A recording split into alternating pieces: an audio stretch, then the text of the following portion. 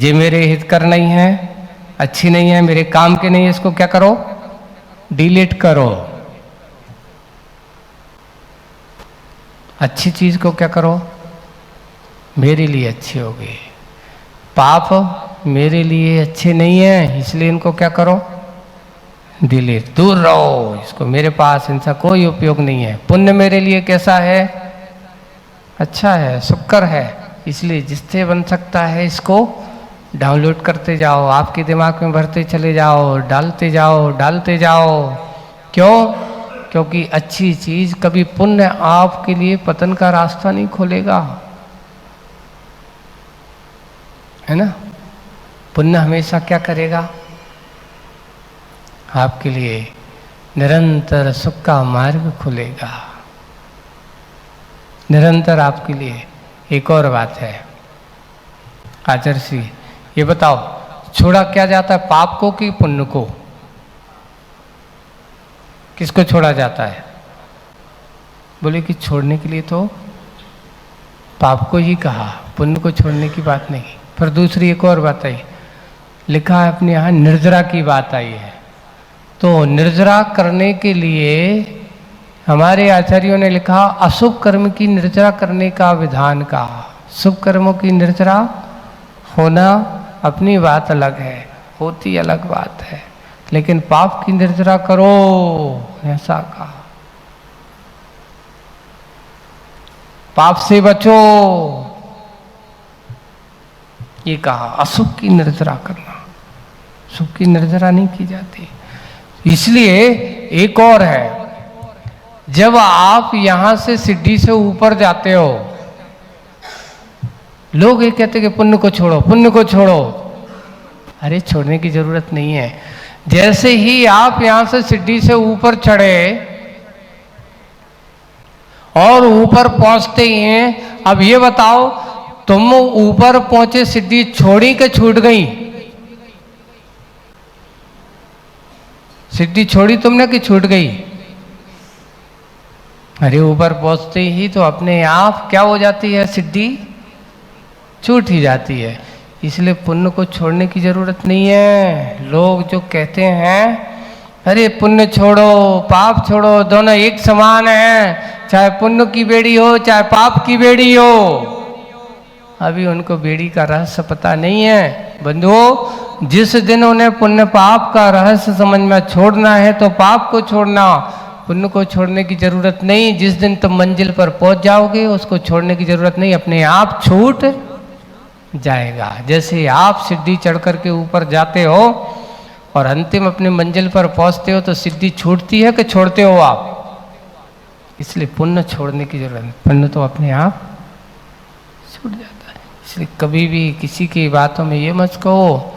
आज क्या हो रहा है, प्रवचनकार प्रवचनों के माध्यम से इतने अच्छे अच्छे प्रवचन देते हैं जैसे, और उसमें ऐसा कह देंगे हे आत्मनो कहाँ पुण्य पाप की क्रिया में लगे हो, कहाँ पुण्य में जड़ की क्रिया में लगे हो, पूजन पाठ में अटके हो, आत्मा का ध्यान करो। काय में करो, आत्मा का ध्यान करो। पहले आत्मा के रहस्य को भी तो समझो। आत्मा के रहस्य को ना समझ करके कभी बार क्या होता है कि ऐसी अनात्मा का उपदेश इस प्रकार का, बिना पात्र को अगर इस प्रकार का उपदेश दे दिया जाए तो उसका असर क्या होता है। एक कथा सुनाते हैं आपको। एक बड़े अध्यात्म प्रेमी, नहीं हर जगह अध्यात्म निश्चय की बात। एक दिन क्या हुआ, उनका बेटा था, है ना, अब बेटा था तो खेलते खेलते गिर गया और उसको पैर में बहुत चोट लग गई, छिल गया। अब छिल जाने के कारण से उसको कष्ट हो रहा है, वो रो रहा है। पिताजी उससे कहा अरे बेटा रोता क्यों है, ये जड़ की क्रिया है, टूटना फूटना लगा रहता है, रोते नहीं है। उसको ऐसा समझा रहे हैं।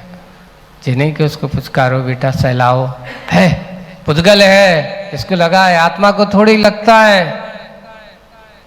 अच्छी बात तो सही कह रहे हैं, गलत नहीं कह रहे हैं, लेकिन किस समय क्या कहना चाहिए। तो बेटा को गुस्सा, को दर्द हो रहा है, बेटा भी पीड़ा में था। यहाँ पिताजी उसको बार बार है, पुद्गल है, टूटना फूटना इसका स्वभाव है ना, ऐसा उसने कहा। इस प्रकार की उन्होंने कहा, रोना धोना नहीं। अब बस संयोग आज पिताजी का, वो के बेटे का समय था, वो आज किसी कारण से गिर गया। अब कुछ समय बाद ये हुआ कि स्वयं अपने ही घर के बाथरूम में फिसल गए और कूल्हे की हड्डी टूट गई, बेड पे आ गए। डॉक्टर ने कह दिया उठना मत, है ना, पट्टा बन गया, तकलीफ बहुत है। और जैसे ही कोई उनको उनके पैर पर हाथ लगाता, अरे रे रे रे, हाथ मत लगाओ, बहुत कष्ट है। बेटे को मौका मिल गया, क्योंकि बिस्तु रिटर्न, है ना। पिताजी का उपदेश किसको, वापिस पिताजी को। उस दिन कह रहे हैं, आप जिस दिन हम गिरे थे पिताजी, आप क्या कह रहे थे, पुद्गल की क्रिया है, जड़ की क्रिया है, टूटना फूटना इसका स्वभाव है। अब आप तो ऐसे ही रो रहे हो। अरे तुम नहीं समझते हो बेटा, जिसको होता है वो ही समझता है। आज तो आप ऐसे कह रहे हो, जड़ की क्रिया है, पुद्गल की क्रिया है, टूटना फूटना स्वभाव है। आप तो चिंतन करो, ऐसा सोचो। अरे वो सोचता हूँ, लेकिन जिस समय पीड़ा होती तो सब कुछ भूल जाता हूँ। इसलिए किसी की पीड़ा के समय, उस समय आप ज़्यादा ऐसा समझाओगे, अरे ऐसा अर्थ ध्यान मत करो, रौद्र ध्यान मत करो, बात सही है, नहीं करना चाहिए, लेकिन फिर भी किसी की पीड़ा को हासी मत बनाओ। किसी की पीड़ा को बन सके तो उसको अच्छे से सहलाओ, उसके दुख को दूर करने की बातों को कहो। इसलिए आज का समय यही है कि ज़्यादा अध्यात्म हर जगह व्यवहार की क्रिया में अध्यात्म है, अध्यात्म को अध्यात्म की जगह पर होना चाहिए। अब तुम कहो कि जहां पुण्य पाप राग द्वेष की कथाएं चल रही हो, अभी राग द्वेष की कथा से ऊपर उठा नहीं है, पाप की क्रिया में संलग्न है, और ऐसे आदमी से कह दो कि तुम सब कुछ ये सब बेकार है, अभी पहले उसको निकालो। हमारे आचार्य कहते पहले उसको धीरे धीरे श्रावक बनाओ। एक साथ सीधे मुनि बनने की तुम सीधा उपदेश मत दो। उनके लिए सबसे पहले प्रथमान योग की कथाओं से क्या करो, सबसे पहले स्वाध्याय जिस व्यक्ति करते हैं, आप लोगों को भी कहना चाह रहा हूँ, हम स्वाध्याय करते हैं तो स्वाध्याय में पूज्य आचार्य भगवान कहते हैं, जिसने अपने आप को प्रथमान योग में अच्छे से प्रवेश करा के रखा है, पहले बेसिक है हमारा। अपने बच्चों को पहले जो हमारी कथाएं हैं, प्रथमान योग की कथाएं हैं, 24 तीर्थंकरों की कथाएं हैं और ऐसे महापुरुषों की कथाएं हैं, उन कथाओं से उस बच्चे के अंदर संस्कार बनते हैं। जब भी कोई कष्ट में होता है तो वो सोचता है कि ओहो मेरे लिए तो कोई कष्ट नहीं। पार्श्वनाथ भगवान के पाँव पर तो इतने ओले सोले पत्थर पानी बरसाया गया, फिर भी वो डिगे नहीं।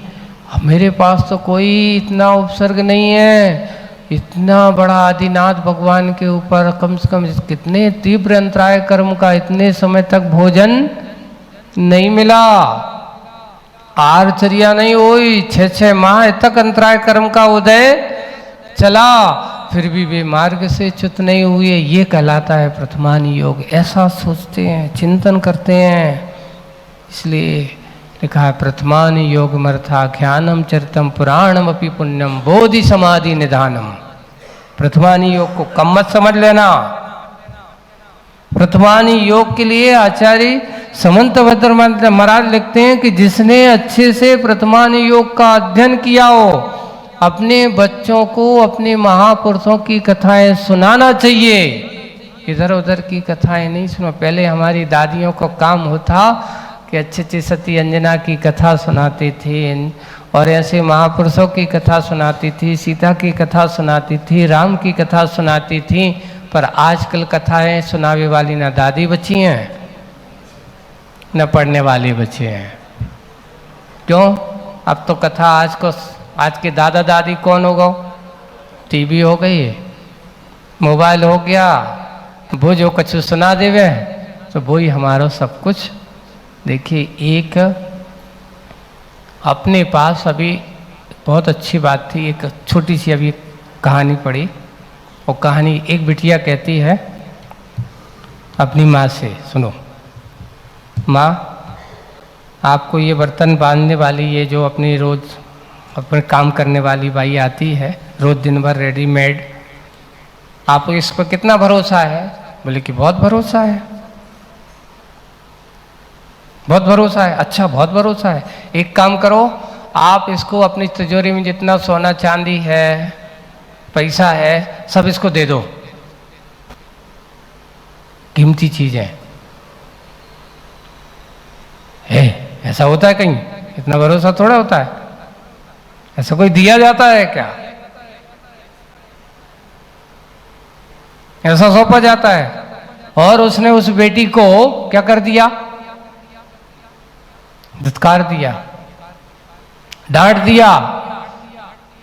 बेटी भी कहती, ये बताओ, जब आप अपनी इस मेड को, जो काम करने वाली है, उसको अपने अच्छे हीरे जवाहरात के हार या जो भी पैसा, धन पैसा, उसको देना मंजूर नहीं है, तो ये बताओ, तुम्हारी बेटी को तुम उसके भरोसे छोड़ के चली जाती हो।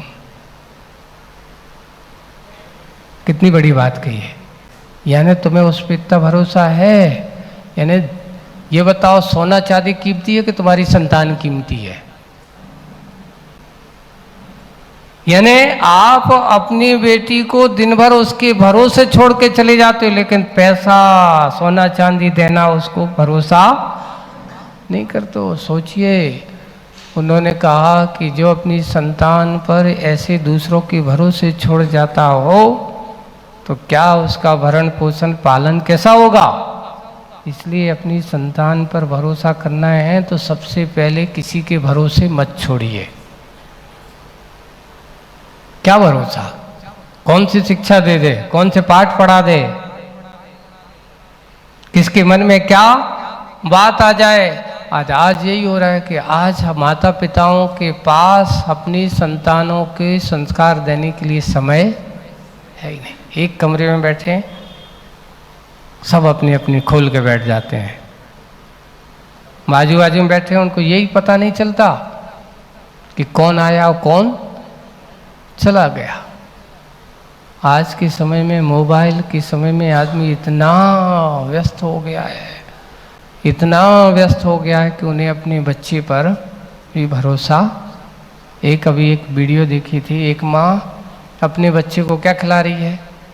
भोजन करा रही है, और हाथ में क्या लाए हैं? इधर चम्मच लिए है, और वो बच्चा इधर के उधर अब वो कर रहा है।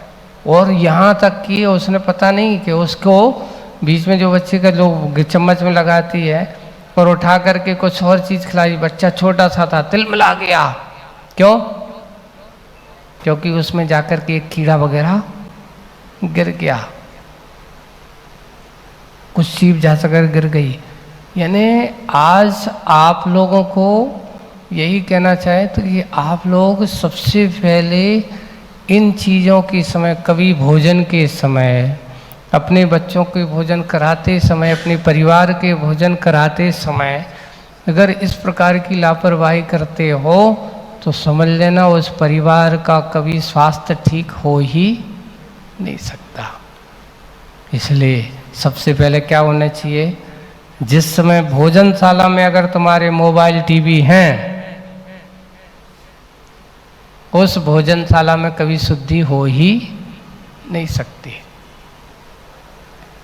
आप पहले लोगों हमारे जो होते थे उस समय बिल्कुल शुद्धि में मन से भी, वचन से भी, काय से अच्छे जा कर के करते थे। पहले हमारे बड़े बुजुर्गों को होता है भोजन भी करते जाती थी, बनाते जाती थी, और वहीं पे भगवान के अहो जगत गुरुदेव सुनियो अरज हमारी, ये गीत मन में चलते, राग देश जिन्हें राग देश कामाद के, ये चलता रहता था। आज क्या चलता है, आजकल कहीं ये सॉन्ग चल रहा है, कहीं वो सॉन्ग चल रहा है। तो आप क्या करोगे, संस्कार है। इसलिए हम संसारी उत्ते ना बने, संभालें संतानों को। जैसे आप अपनी बेशकीमती चीज़ें किसी नौकर को दे करके भरोसा नहीं होता, फिर से संतान को क्यों उनके भरोसे छोड़ देते हो। ये हमारी सबसे बड़ी सेफ्टी है, ये हमारे सबसे बड़ी खजाना है। सोने चांदी से कीमती होती है आपकी संतान। अगर आप उस पर संस्कार नहीं देते और संस्कारित नहीं करते, उनको सही मार्ग नहीं देते, तो आप माता पिता नहीं हो। आप माता पिता का सही दायित्व नहीं निभा रहे हो। आप अपने माता पिता का सही दायित्व निभाना चाहते हो तो सबसे पहले अपने संतान के प्रति सावधान रहो, तो आपका और उस संतान का, समाज का, परिवार का हित होगा। और नहीं है तो उससे कि हमारी एक छोटी सी असावधानी उसके जीवन के लिए ना जाने कितना कितना बड़ा दुख का कारण बन सकती है, उसको हमें बचा के रखना चाहिए। आज इतना ही। इसलिए कल की बात जो चुनाव वाली बात थी, चुनाव किसका करना है, तो आपके पास चुनाव थी, वो नाव जो आपके पास है उसका चुनाव करो। उस नाव में बैठने वाला जो नाविक है, मनुष्य पर्याय आपके हाथ में है, उसकी कीमत समझने की कोशिश करो। अगर आपने उसका चुनाव कर लिया तो समझ लेना आपका चुनाव सही है। आपका चुनाव चिन्ह आपकी अपनी आत्मा है, उस आत्मा को चयन करने की कोशिश करें। बस इतना ही। बोलिए परम पूज्य आचार्य गुरुवर श्री विद्यासागर जी।